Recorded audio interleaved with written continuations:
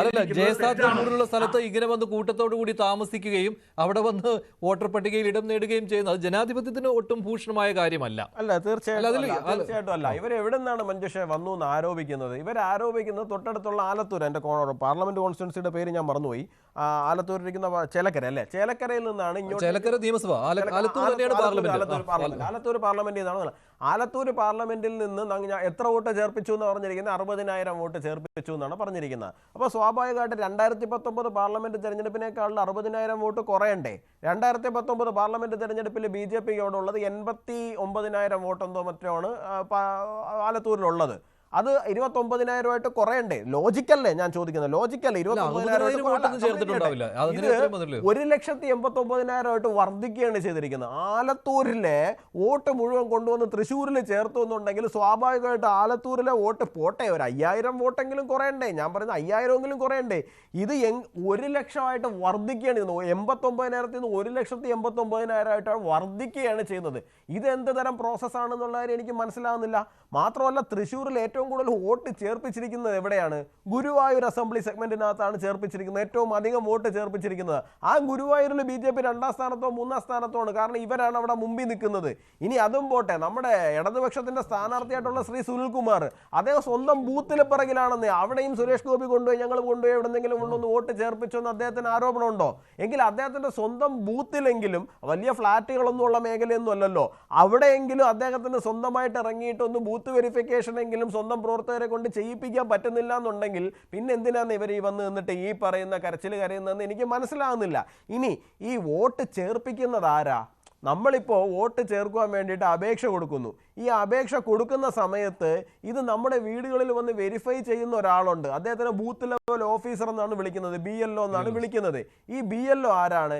ഈ BLO എന്ന് പറയുന്നത് കേരളത്തിലെ റവന്യൂ വകുപ്പ് കോർഡിനേറ്റ് ചെയ്ത് വിടുന്നത് കേരളത്തിലുള്ള സംസ്ഥാന ഉദ്യോഗസ്ഥരോ സംസ്ഥാന സർക്കാരിലുള്ള ഉദ്യോഗസ്ഥരോ ആശാ വർക്കർമാരോ അംഗനവാടി ടീച്ചർമാരോ ആണ്. ഇപ്പം നിലവിൽ ഞാൻ മനസ്സിലാക്കുന്നിടത്തോളം അംഗനവാടി ടീച്ചർമാരെ ആശാ വർക്കർമാരെ ഒഴിവാക്കിയിട്ടുണ്ട്. BLO എന്ന് പറയുന്നത് സംസ്ഥാന സർക്കാരിൻ്റെ കീഴിലുള്ള ഉദ്യോഗസ്ഥരാണ്. ഈ ഉദ്യോഗസ്ഥരെ മുഴുവൻ സംസ്ഥാന സർക്കാരിൻ്റെ കീഴിലിരിക്കുമ്പോൾ നിങ്ങൾക്കിത് ഐഡന്റിഫൈ ചെയ്യാൻ പറ്റിയില്ല എന്ന് പറയുമ്പോൾ തന്നെ നിങ്ങൾ ഈ ഉന്നയിക്കുന്നത് മുഴുവനും ബാലിശമായിട്ടുള്ള ആരോപണങ്ങളാണ് എന്നുള്ള കാര്യവും സുരേഷ് ഗോപിയുടെ വിജയത്തിന് റദ്ദ് ചെയ്ത് കാണിക്കുവാൻ വേണ്ടിയിട്ടുള്ള രാഷ്ട്രീയമായിട്ടുള്ള സർക്കസ് മാത്രമാണ് എന്നുള്ള കാര്യവും കണ്ടുകൊണ്ടിരിക്കുന്ന പൊതുജനങ്ങൾക്ക് ശരിയാണ്. ശ്രീ സമ്പത്ത്, BLOമാരൊക്കെ BJPയെ സഹായിക്കാൻ പോകുന്നു എന്നൊക്കെ പറയുന്നത് ഒരു കടന്ന കൈയായി പോകും. കാരണം BLOമാരിൽ ഭൂരിഭാഗം ആളുകളും ഇടതനുഭാവികളാണ് എന്ന കാര്യത്തിൽ ഒരു സംശയവും ഉണ്ടാവുകയില്ല. അവരുടെ ബലത്തിലാണ് നിങ്ങൾ ഇങ്ങനെയുള്ള ഇരട്ട വോട്ടുകൾ ചേർക്കുന്നത് എന്നുള്ള ആരോപണം നേരത്തെ ഉയർന്നു വന്നിട്ടുള്ളതാണ്. അപ്പോൾ അവരെല്ലാം കൂട്ടത്തോടെ പോയി ഇപ്പോൾ BJPയെ സഹായിച്ചോ? സുരേഷ് ഗോപിയെ സഹായിച്ചോ?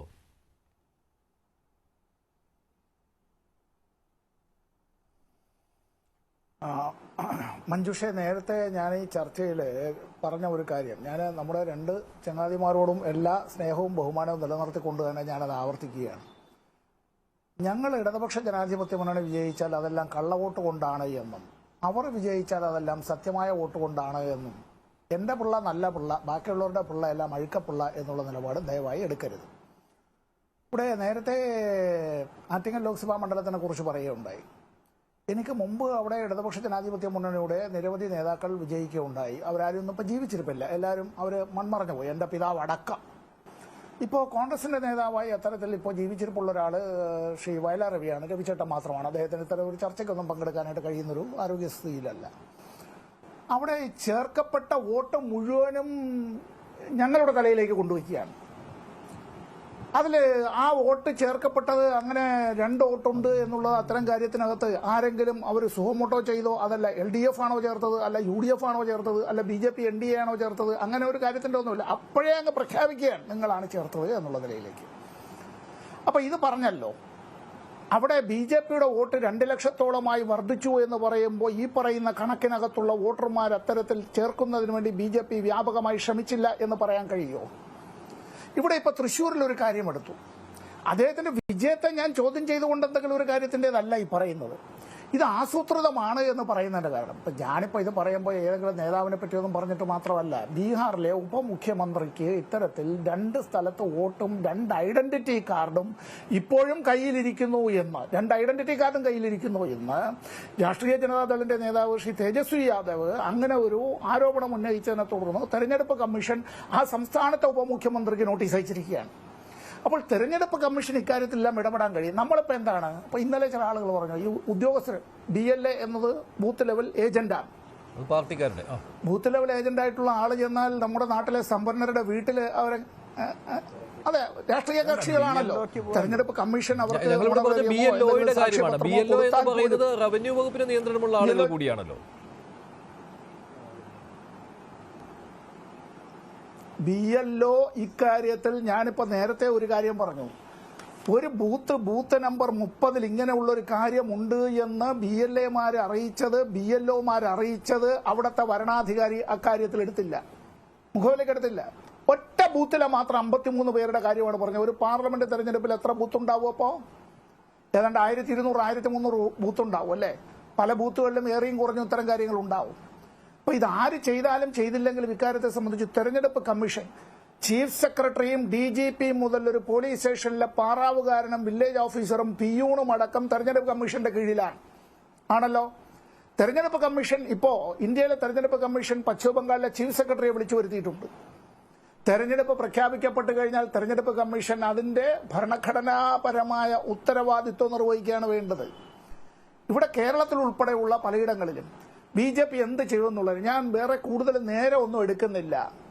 നമ്മൾ ഫെബ്രുവരി മാസത്തിൽ ഒരു ചർച്ച നടത്തിയല്ലോ, ഓർമ്മയില്ലേ? 2024 നമ്മൾ ഈ പറയുന്ന പിന്നീട് ഇങ്ങോട്ടേക്കൊക്കെ വന്നപ്പോഴത്തേക്ക് തെരഞ്ഞെടുപ്പെല്ലാം കഴിഞ്ഞിട്ട് നമ്മളൊരു ചർച്ച ഓർമ്മയില്ലേ മഞ്ജുഷ? ഞാനും മഞ്ജുഷിനോടൊപ്പമാണ് ആ ചർച്ചയിൽ പങ്കെടുത്തതെന്നാണ് എനിക്ക് തോന്നുന്നത്.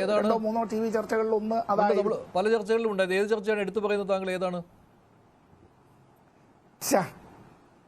ചണ്ഡീഗഡിലെ മേയർ തെരഞ്ഞെടുപ്പിൽ എങ്ങനെയാണ് ആസൂത്രിതമായി ജയിച്ച സ്ഥാനാർത്ഥിയെ പരാജയപ്പെടുത്തിയിട്ട് തോറ്റ സ്ഥാനാർത്ഥിയെ ജയിച്ചതായി നാമനിർദ്ദേശം ചെയ്യപ്പെട്ടു വന്നതായ ഒരു BJP അംഗം ഭരണാധികാരിയായി പ്രഖ്യാപിക്കപ്പെട്ട് എങ്ങനെയാണ് അവിടെ തെരഞ്ഞെടുപ്പ് അട്ടിമറിച്ചതെന്ന് നല്ല ഓർമ്മയുണ്ടല്ലോ മഞ്ജുഷേ?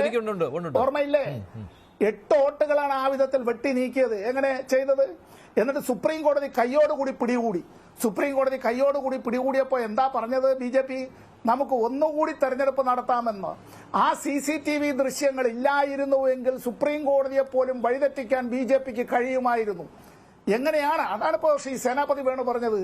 ഇക്കാര്യത്തിൽ എത്ര ശാസ്ത്രീയമായി വിദഗ്ധമായി ഇത്തരത്തിലുള്ള മാനിപ്പുലേഷൻസ് മാക്കിനേഷൻസ് അത് മണി പവർ ആയാലും മസിൽ പവർ ആയാലും ഉപയോഗിച്ചുകൊണ്ട് നടത്തുക എന്നുള്ളത്. ഈ വോട്ടർ പട്ടിക ശുദ്ധീകരിക്കണം എന്നുള്ള കാര്യത്തിൽ ഈ അനാവശ്യമായി ഇടം പിടിച്ച ആളുകളെ ഒഴിവാക്കി വോട്ടർ പട്ടിക ശുദ്ധീകരിക്കണം എന്ന കാര്യത്തിൽ യാതൊരു സംശയമില്ലല്ലോ. താങ്കളും അതിനോട് അനുകൂലിക്കുകയാണ്. അങ്ങനെയാണെങ്കിൽ ഈ തെരഞ്ഞെടുപ്പ് കമ്മീഷൻ ശരി BJPക്കൊപ്പം നിൽക്കുന്നവരാണ്, അങ്ങനെയാണല്ലോ ആരോപണം വരുന്നത്. അങ്ങനെയെങ്കിൽ ഈ ആറ്റിങ്ങൽ മണ്ഡലം തന്നെ എടുക്കൂ. 1,64,000 ആളുകളുടെ പേര് നീക്കം ചെയ്യണം എന്നാണ് അടൂർ പ്രകാശ് പറയുന്നത്. കാരണം അത്രയും ആളുകൾ ഇരട്ട വോട്ടുകൾ അല്ലെങ്കിൽ മരിച്ച ആളുകൾ, അതുപോലെ തന്നെ മറ്റൊരു മണ്ഡലത്തിലെ വോട്ടർ പട്ടികയിലുള്ളവർ, അതാണല്ലോ ഇരട്ട വോട്ട് എന്ന് പറയുന്നത്. ഇങ്ങനെ ഒക്കെ ഉള്ള ആളുകളാണ്.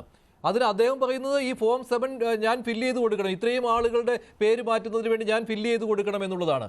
താങ്കളും മുൻകൈ എടുക്കുമോ ഇത്രയും ആളുകളെ മാറ്റാൻ? ആരാണോ അതിൽ നിന്ന് പിന്നാക്കം നിൽക്കുന്നത് അവർക്ക് വേണ്ടിയാണ് ആ വോട്ട് ചേർത്തിട്ടുള്ളത് എന്ന കാര്യത്തിൽ സംശയമില്ല.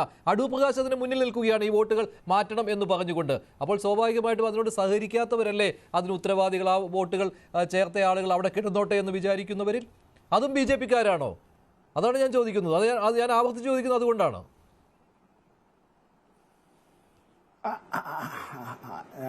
മഞ്ജുഷ അത് ചോദിച്ചത് നന്നായി. ഞാൻ ഇപ്പോൾ താങ്കൾ പറഞ്ഞതായ ആ ജനപ്രതിനിധിയെ പരിശുദ്ധനും പുണ്യവാളനുമായിട്ടൊന്നും മുദ്ര കുത്താൻ ഞാൻ ആളല്ല. അത്രേ ഞാനിപ്പോൾ പറയുന്നുള്ളൂ. ഇവിടെ വോട്ട് ചേർത്തത് അദ്ദേഹമാണോ? അതല്ല. മത്സരിച്ചത് നേരത്തെ MP ആയിരുന്ന സമ്പത്താണോ? അതല്ല. മത്സരിച്ച് കൂടുതൽ വോട്ട് ലഭിച്ചു BJPയുടെ സ്ഥാനാർത്ഥി ശ്രീമതി ശോഭാ സുരേന്ദ്രനാണോ? അല്ല. ഇതിൽ കുറെ ആളുകൾ സുമനസാലെ വന്ന അത്തരത്തിൽ ചേർത്തതാണോ? ഇനി ആരെങ്കിലും ഭീഷണിപ്പെടുത്തിയത് കൊണ്ട് അങ്ങനെ കൈയോടുകൂടി പിടിക്കും എന്നുള്ളത് കൊണ്ട് 52,000 പേര് വന്നില്ല എന്നുള്ളതാണോ? നമ്മൾ അത്തരത്തിലല്ല ഈ കാര്യത്തിൽ. തെരഞ്ഞെടുപ്പ് കമ്മീഷൻ ഇക്കാര്യത്തെ സംബന്ധിച്ച് പരിശോധിക്കണം. അത് രാജ്യവ്യാപകമായി പരിശോധന നടത്തണം. അതിൽ സെറല്ല വേണ്ടത്.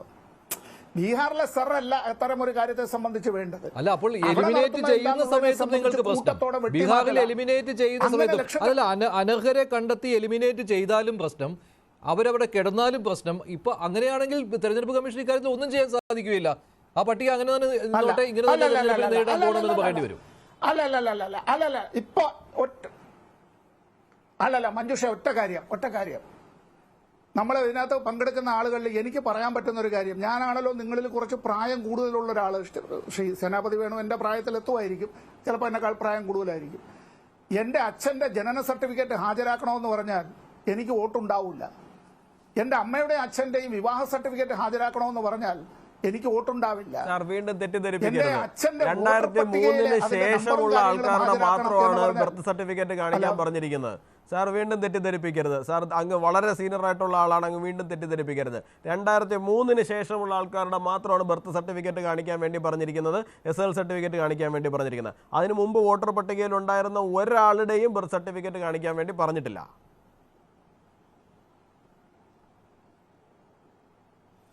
അല്ല, അപ്പോൾ ഈ മാതാവിന്റെയും പിതാവിന്റെയും ഒക്കെ ജനന സർട്ടിഫിക്കറ്റ് കാണിക്കാനായി അവിടുത്തെ തെരഞ്ഞെടുപ്പ് കമ്മീഷൻ ആവശ്യപ്പെട്ടത് ഇല്ല എന്നാണോ ഗോകുൽ പറയണത്? തീർച്ചയായിട്ടും സാർ, കാരണം 2003 ശേഷമാണ്. അതിന് മുമ്പുള്ളവരുടെ ഇയർ ലിമിറ്റ് ഉണ്ട്, ടൈം ലിമിറ്റ് ഉണ്ട്. അല്ലാണ്ട് 2000 ഇപ്പൊ എന്റെ ബർത്ത് സർട്ടിഫിക്കറ്റ് വെച്ചാൽ പോലും ഉണ്ടാവില്ല, പക്ഷെ എനിക്ക് SSL സർട്ടിഫിക്കറ്റ് ഉണ്ടാവുമല്ലോ. ഇപ്പോൾ 1990s 90s കിഡ്സ് എന്ന് വിളിക്കുന്ന ആൾക്കാർക്ക് ബർത്ത് സർട്ടിഫിക്കറ്റ് കൊടുക്കാൻ പറഞ്ഞു കഴിഞ്ഞാൽ ബുദ്ധിമുട്ടാണ്. 90s കിഡ്സിൻ്റെ ബർത്ത് സർട്ടിഫിക്കറ്റ് ഉണ്ടാവില്ല. 2000 ശേഷമുള്ളവരുടെയിലാണ് കൂടുതലും ബർത്ത് സർട്ടിഫിക്കറ്റ് കൂടുതലായിട്ട് ഉണ്ടാവുക. നമ്മുടെ ഉള്ളത് പ്രധാനമായിട്ടും SSL സർട്ടിഫിക്കറ്റ് ആണ് നമ്മുടെയിലൊക്കെ ഉണ്ടാവുക. അപ്പോൾ അതുകൊണ്ട് തന്നെ പറഞ്ഞിട്ടുണ്ട് 2003 ശേഷമുള്ള ആൾക്കാർ എന്നുള്ളത് വളരെ കട്ട് ഓഫ് ആയിട്ട് തന്നെ എടുത്ത് പറഞ്ഞിട്ടുണ്ട് അതിനകത്ത്.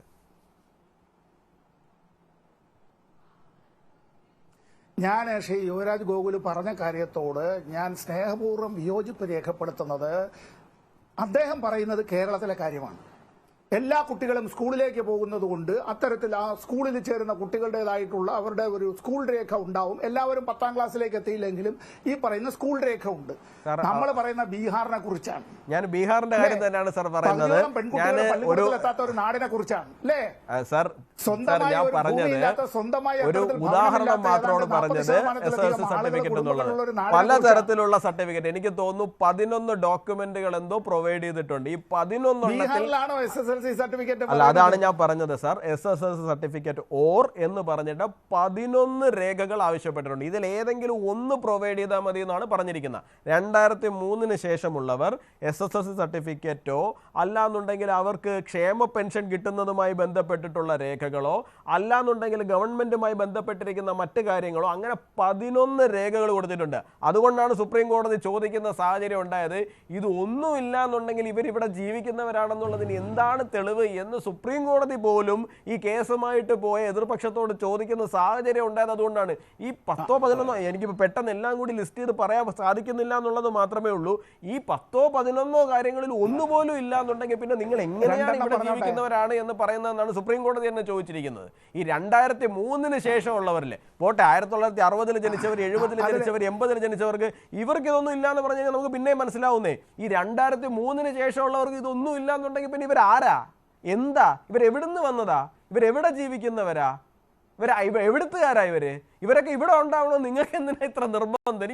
ആധാറിന്റെ കാര്യത്തിലും തീർച്ചയായിട്ടും ആധാറിന് എങ്ങനെയാണ് സിറ്റിസൺഷിപ്പ് ആയിട്ട് കാണാൻ കഴിയുക? വോട്ട് ആർക്കാ ഉള്ളത്? സിറ്റിസൺസിനാണുള്ളത്. ഇന്ത്യൻ സിറ്റിസൺസിനാണ് ഇന്ത്യൻ ഗവൺമെന്റിനെ തിരഞ്ഞെടുക്കാനുള്ള അവകാശം.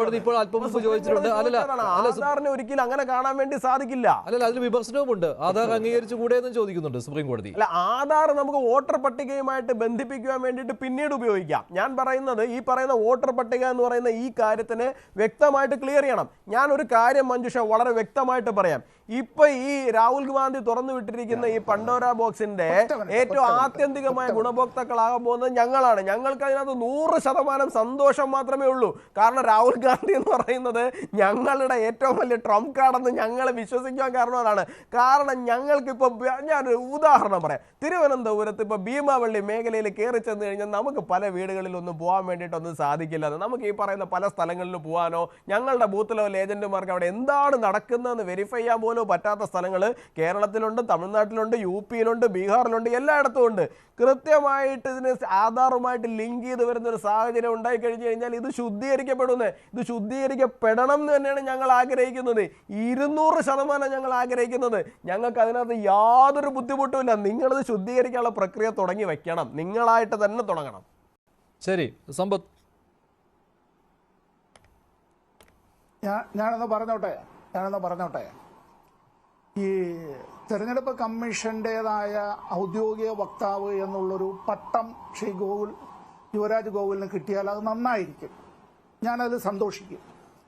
ബീഹാറിലെ ഈ സർ എന്നുള്ളത് സംബന്ധിച്ച് തെരഞ്ഞെടുപ്പ് അടുത്തു വന്നിരിക്കുന്ന പ്രഖ്യാപിക്കുന്നതിന്റെ തൊട്ട് മുമ്പ് ഇത്തരത്തിൽ വളരെ പെട്ടെന്ന് ഇത്തരം കാര്യം വരുന്നതുമായി ബന്ധപ്പെട്ട് റേഷൻ കാർഡ് അതിൽ പെടുത്താത്തത് എന്താ? ഇന്ത്യൻ പൗരന്മാർക്കല്ലേ റേഷൻ കാർഡ് കൊടുക്കൂ. എന്താ റേഷൻ കാർഡ് കൊടുത്തില്ല? അന്നവിചാരമാണല്ലോ, മുന്നവിചാരം ഇല്ല അല്ലേ? ഈ ആധാർ കാർഡ് എടുക്കണമെന്നുള്ളതിനെ സംബന്ധിച്ചുള്ള ആധാർ കാർഡ് വന്നത് തന്നെ എങ്ങനെയാണെന്നറിയോ മഞ്ജുഷേ? ഒരു ഫൈനാൻസ് ബില്ലിന്റെ അറ്റത്ത് കൊണ്ടുവന്ന് ചേർത്തിട്ടാണ് കൊണ്ടുവന്നത്. അങ്ങനെ ലോക്സഭയിലുള്ള ഭൂരിപക്ഷം ഉപയോഗിച്ചാണ് ഈ ആധാർ കാർഡ് വരുന്നത്. അല്ല, രാജ്യസഭയും ലോക്സഭയും പാസ്സാക്കി വന്നിട്ടുള്ള ഒരു നിയമനിർമ്മാണ പ്രക്രിയയുടെ ഭാഗമല്ല, ഫൈനാൻസ് ബില്ലിന്റെ ഭാഗമായി വന്നു. ഈ ആധാർ കാർഡ് അത്തരത്തിൽ കോടിക്കണക്കിന് ആളുകൾ കൊണ്ട് ഈ ആധാർ കാർഡ് ഉള്ളവരെല്ലാം ഇന്ത്യൻ പൗരത്വം കൊടുക്കണമെന്നുള്ളതല്ല വിഷയം. ഒരാൾക്ക് വോട്ടവകാശം കിട്ടണം, അങ്ങനെ ആ വോട്ടിന് വേണ്ടി ഈ ആധാർ കാർഡ് ഇതിലെ ഒരു ബന്ധപ്പെട്ടതായ ഒരു രേഖയായി അംഗീകരിച്ചുകൂടെ എന്നുള്ളതാണ്. ഞാൻ ചോദിക്കട്ടെ, നിങ്ങൾ ഈ പറയുന്നതായിട്ടുള്ള ജനന സർട്ടിഫിക്കറ്റ് കൊടുക്കുന്നു. ജനന സർട്ടിഫിക്കറ്റിൽ ഇന്ന ആളുടെ പുത്രൻ, പുത്രി, ഇന്ന ആളുടെ കുട്ടി, ബേബി ഓഫ് ഇന്നത്, ഇങ്ങനെയൊക്കെയാണല്ലോ എഴുതുക. അപ്പോൾ ആ ഒരു കാര്യത്തിൽ എങ്ങനെ അത് നമ്മൾ അതുകൊണ്ട് മാത്രം അത് പൗരത്വത്തിന്റെ അടിസ്ഥാന ഘടകമായി മാറ്റുമോ? ഇല്ലല്ലോ. പൗരത്വം അത് സംബന്ധിച്ച് നിങ്ങൾക്ക് വേണ്ടത് ഈ NPR, CAA, അതിൽ നിന്നെല്ലാം വന്നിട്ട് 1 നേഷൻ 1 ഇലക്ഷൻ അങ്ങനെയുള്ള കാര്യങ്ങളിലേക്കെല്ലാം പോവുക. അദ്ദേഹം ഇവിടെ ചോദിച്ച ചില ചോദ്യങ്ങൾ ഈ രീതിയിലാണ് BJP പ്രചരിപ്പിക്കുന്നതെങ്കിൽ ഭാവിയിൽ നമ്മുടെ പലരുടെയും പിന്മുറക്കാരോട് ഇവർ ഇത് തന്നെ ചോദിക്കും. ശരി, ഞാൻ അവസാനിപ്പിക്കുകയാണ്. ശരി, എന്തായാലും സുരേഷ് ഗോപിക്കെതിരെയുള്ള പ്രചാരണം ശക്തമാക്കാൻ തന്നെയാണ് UDF-ന്റെയും LDF-ന്റെയും തീരുമാനം. അതേസമയം മറ്റ് സ്ഥലങ്ങളിലെയും ഇത്തരത്തിലുള്ള വോട്ടർ പട്ടിക ക്രമക്കേടുകൾ ചൂണ്ടിക്കാണിക്കുകയാണ് BJP. അതിന്റെ മുന്നോടിയായാണ് തദ്ദേശ ഭരണ തെരഞ്ഞെടുപ്പിൽ ചില ഭാഗങ്ങളിൽ വോട്ടർ പട്ടികയിൽ നടന്നിരിക്കുന്ന ക്രമക്കേടുകൾ ചൂണ്ടിക്കാട്ടി ഇപ്പോൾ കുമ്മനം രാജശേഖരൻ തെരഞ്ഞെടുപ്പ് കമ്മീഷന് പരാതി നൽകിയിരിക്കുന്നത്. നന്ദി. ചർച്ചയിൽ പങ്കെടുത്ത എല്ലാവർക്കും ഇന്നത്തെ ചോദ്യം ഇതായിരുന്നു. സുരേഷ് ഗോപിക്കെതിരായ വോട്ട് ക്രമക്കേട് ആരോപണം വിശ്വസനീയമോ? അതേ എന്ന് 56% പ്രേക്ഷകർ, അല്ല എന്ന് 42%.